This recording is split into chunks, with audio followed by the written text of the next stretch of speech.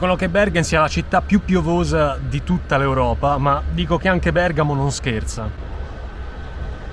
Ok, come non detto, Bergamo scherza in confronto a Bergen. A un primo sguardo la Norvegia è una terra apparentemente idilliaca. Poi però, natura a parte, ci si rende conto che la situazione è molto più complessa delle apparenze. Per dirne una, già solo il fatto che esistano due varietà scritte di norvegese, il bokmål e il nynorsk, dovrebbe essere un primo campanello di allarme. Quando la gente va in Norvegia, va per ammirare la maestosità dei fiordi e della natura dell'estremo nord. Ecco, non aspettatevi nulla di ciò da questo video. La Norvegia che ho visitato è quella che nessuno vuole vedere, quella dei sotterranei di Oslo e delle cupe foreste di Bergen. La Norvegia brutta e angosciante di Munch e di Ibsen, di Aarseth e di Vikernes.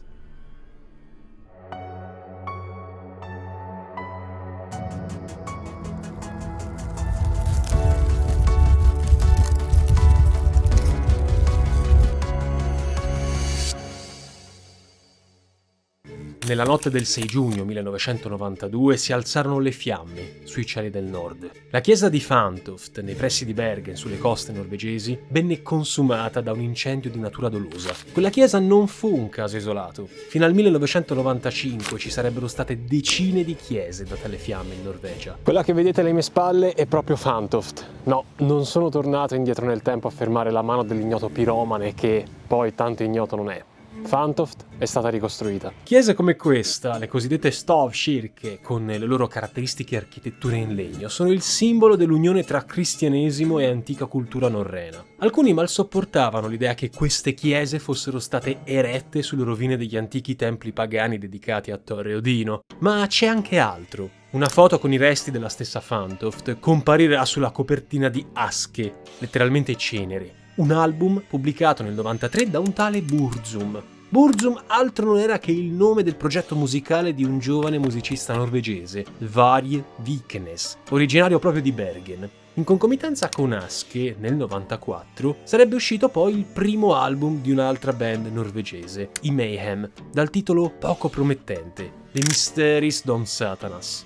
In copertina, come una minaccia, una funerea monocromia della cattedrale di Nidaros, a Trondheim. Ma da queste parti succedevano anche altre cose durante i primi anni 90, apparentemente slegate dai roghi delle chiese, ma non per questo meno scioccanti per la ben pensante società norvegese. Profanazioni, ma anche aggressioni e omicidi. Vittime e carnefici uniti da un nodo oscuro, proprio a loro, ai Mayhem e a Burzum. Qualcosa in Norvegia accadeva. Ma cosa esattamente? Calma, questa non sarà una storia di fantasmi. Qualcuno ha provato a spacciarla come tale, morte, adolescenza in bilico tra genio e dannazione, Satana, un sensazionalismo che ha finito per prendere il sopravvento sui fatti.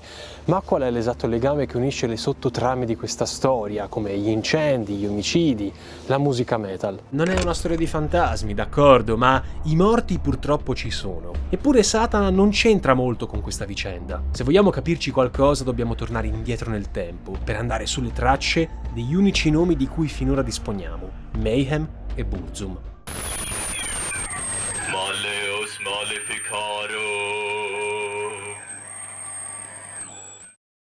Nei sobborghi della capitale Oslo, 4 adolescenti mettono su una band. La Norvegia degli anni 80 non è certo un posto rock, ma ai 4 amici non importa poi molto. Adorano il punk, lo splatter e lo humor dei Dead Kennedys, e tra i loro coetanei sono gli unici a conoscere gruppi come Venom, Bathory, Hellhammer, alcune delle espressioni più estreme e meno commerciali che il panorama internazionale heavy metal ha da offrire. È proprio un album dei Venom a battezzare il nuovo corso, Black Metal. Prendete tutti gli stereotipi affibbiati alla musica metal e forse avrete una vaga idea di come poteva suonare. I nostri giovani eroi si ispireranno a questa immagine caotica, sono ancora giovani e i loro testi truculenti sono ancora naive, goliardici.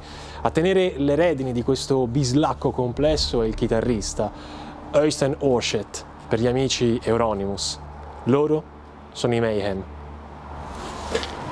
I Mayhem diventano subito una band di culto. Dalla vicina Svezia giungerà il loro nuovo cantante, un pallido e malinconico 18enne, Pierre Pelle Olin, soprannominato Dead. il morto. Immaginatevi un Kurt Cobain con la sindrome di Cotard e potrete forse capire il mondo interiore di Dead. Taciturno, forse depresso, sicuramente fragile, ossessionato da tutto ciò che fosse cadaverico. Pare avesse avuto esperienze premorte. Ma con pelle si fa sul serio. Niente più goliardia. I testi dei Mayhem si fanno più tenebrosi e notturni, l'immagine più spettrale, il suono gelido e funereo. E Satana fa capolino. La leggenda ha contribuito a esaltare la personalità borderline di Pelle, ma le testimonianze di chi lo ha conosciuto al tempo ne ricordano anche l'ironia, il sorriso spontaneo e la serietà con cui si dedicava alla musica. Alla fine però i suoi demoni ne presero il sopravvento e l'8 aprile 1991 Pelle si tolse la vita. Con la morte di Pelle, i Mayhem vissero un periodo stagnante. Euronymous allora si trasferì in città, nel centro di Oslo, dove da poco aveva aperto un negozio di dischi, l'Helvete. Oggi l'Helvete, che in norvegese significa inferno, ha un nome leggermente diverso: Neseblod, epistassi, sangue dal naso. Si trova nel centro di Oslo ed è strabordante di dischi metal di ogni genere. Ma nello scantinato, che abbiamo avuto modo di visitare, si nascondono ancora i vecchi rimasugli del negozio di Euronymous. Vi era un però. Quella del giovane Øystein non fu una grande idea. I soldi bastavano appena per l'affitto, figuratevi per i dischi. L'Helvete divenne comunque un importante luogo di incontro per i pochi norvegesi appassionati di metal estremo. Euronymous si diede così all'imprenditoria, vendeva dischi, pochi, supportava band emergenti e fondò una propria etichetta. Godeva di un carisma che soltanto anni di militanza nei Mayhem potevano conferirgli e dettava la linea. La musica metal doveva essere malvagia e satanica, come avrebbe voluto il mai dimenticato Dead. All'Helvete si costituì un circolo di appassionati musicisti e fu proprio qui, in questo scantinato, che forse per la prima volta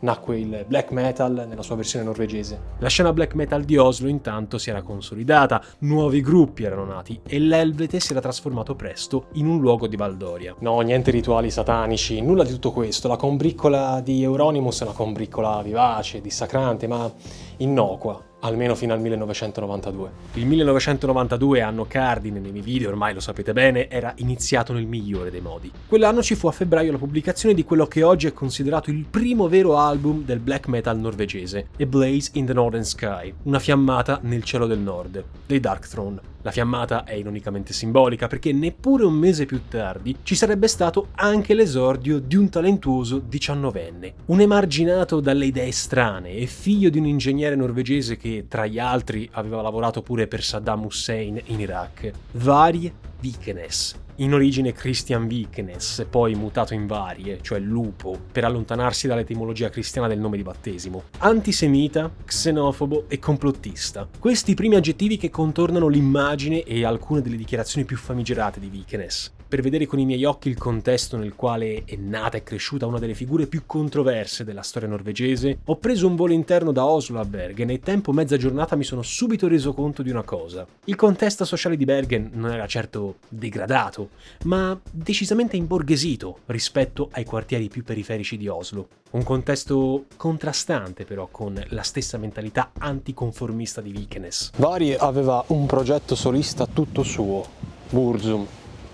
Viveva lontano da Oslo, dall'Helvete, abitava qui, a Bergen, in questa casa, la numero 5, a Lillemarkevei.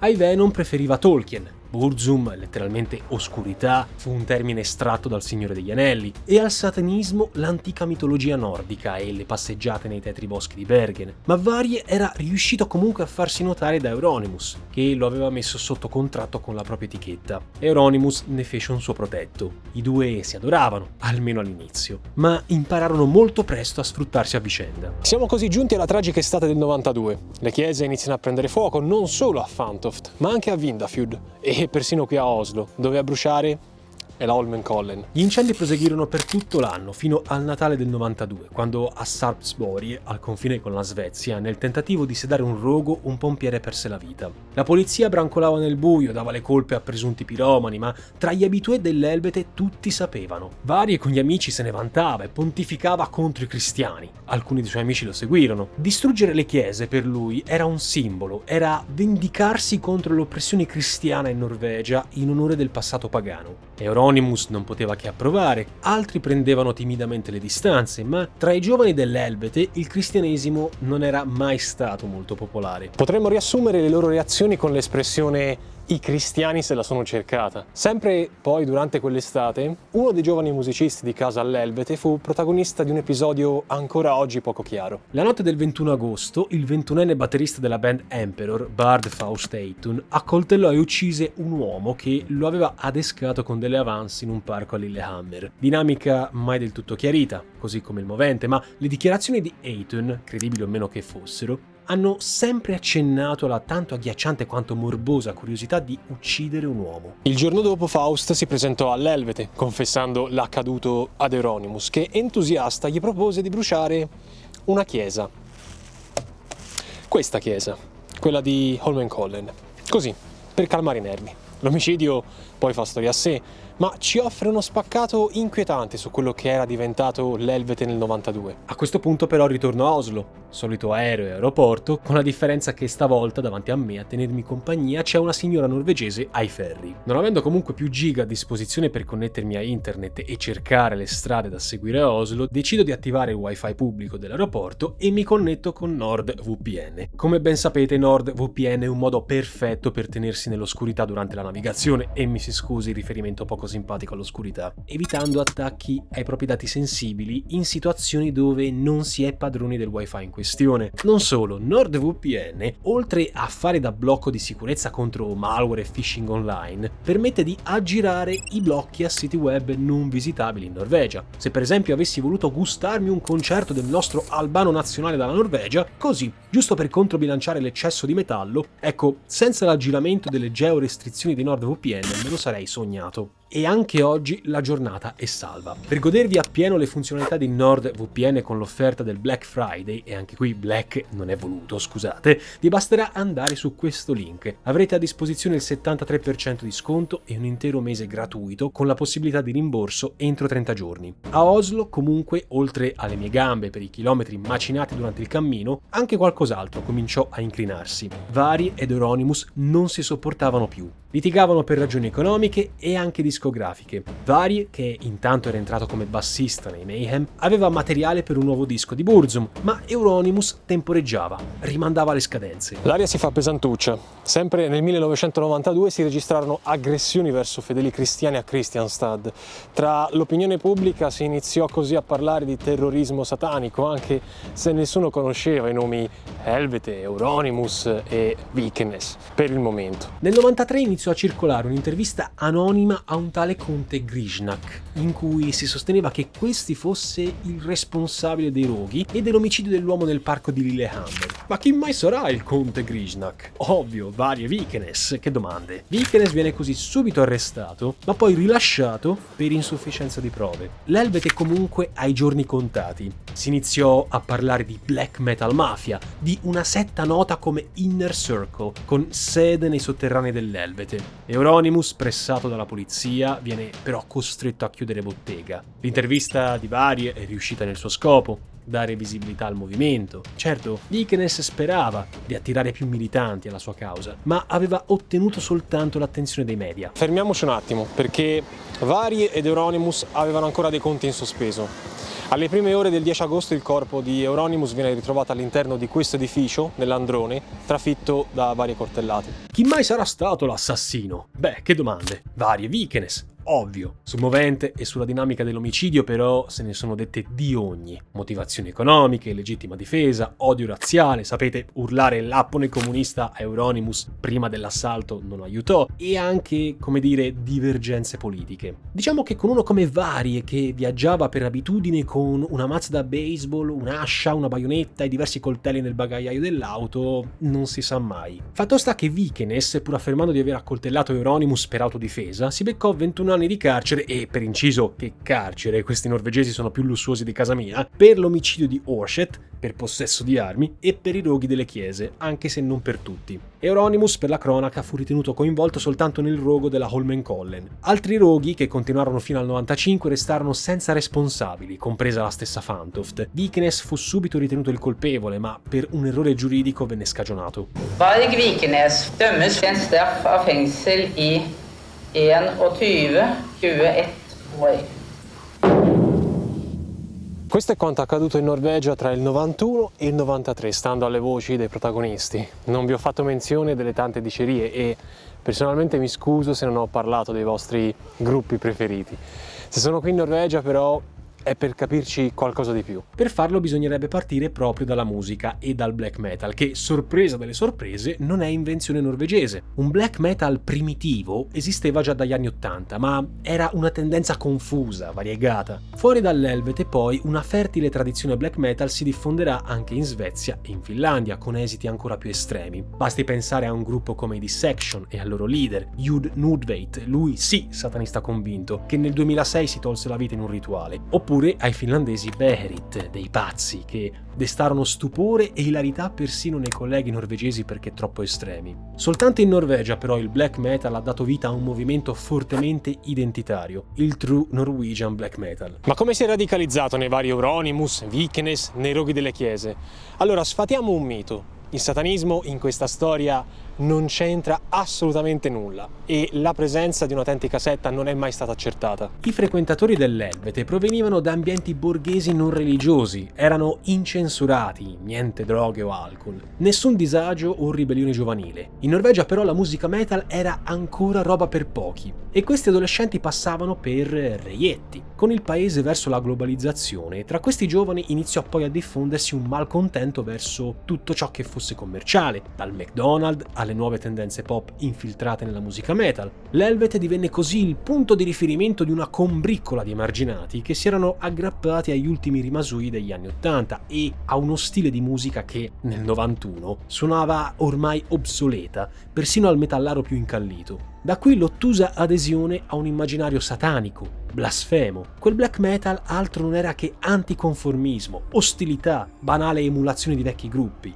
Non certo questione di fede. Forse per via delle sue convinzioni dichiaratamente comuniste, Euronymous invocava l'isolamento, la rinuncia a questi grandi cambiamenti sociali. Molti gruppi emergenti cambieranno persino stile, come i già menzionati Darkthrone, che dopo gli esordi scoppiettanti all'insegna della tecnica e del professionalismo, ritorneranno alle proprie origini underground, ad una produzione volutamente lo-fi, arida e scarna. Restii persino a esibirsi in pubblico in diretta. Il black metal norvegese nasce vecchio, chiuso in se stesso, elitario, ancorati ad un passato dimenticato e una ristretta rete underground. Euronymous e i suoi amici erano considerati dei tipi strambi.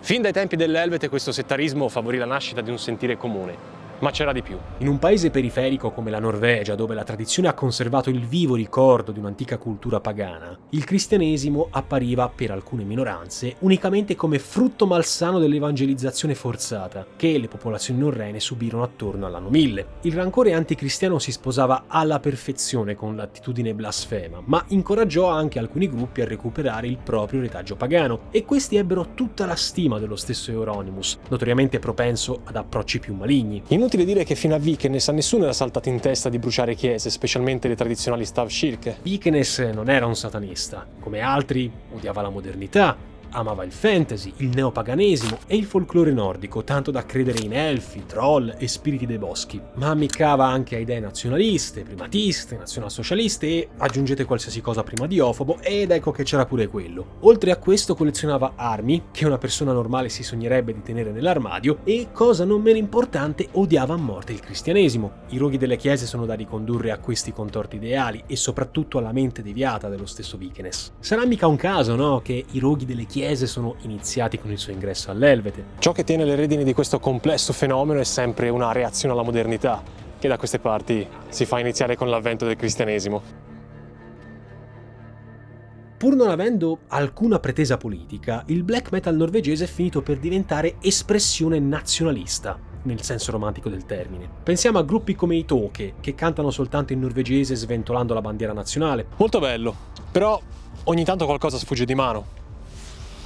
No? I Tåke, ad esempio, sono gli stessi che si prendono qualche licenza di troppo nell'inserire messaggi anti-islamici nei loro testi, ed ecco che a volte, come per magia, compare qualche svastica. In questo caso esiste in realtà una deriva del black metal prettamente nazionalsocialista, limitata e spesso mal interpretata. Dopotutto, Satana e Hitler sono interscambiabili. Ma che fine hanno fatto i nostri amici dell'Helvete? Alla fine tra i pionieri sono in pochi quelli rimasti fedeli al true Norwegian black metal e molti, Mayhem compresi, hanno accettato i compromessi commerciali delle lunghe tournée e dei maxi concerti estivi, senza però risparmiare al mondo la propria malvagità. Dal canto suo Varia si è fatto i suoi anni in carcere, ma non sembrano essere stati molto rieducativi. Ma dai, quello lo chiamate carcere duro? Ha comunque continuato ad avere qualche incomprensione con la legge, è stato arrestato in Francia e poi è stato espulso da buona parte dei social network, ogni tanto pubblica ancora la sua musica, scrive libri apologetici su se stesso e pontifica farneticazioni irragionevoli su altri siti online. Si sa, il lupo perde il pelo, ma non il vizio. Staying alive, staying alive, staying alive.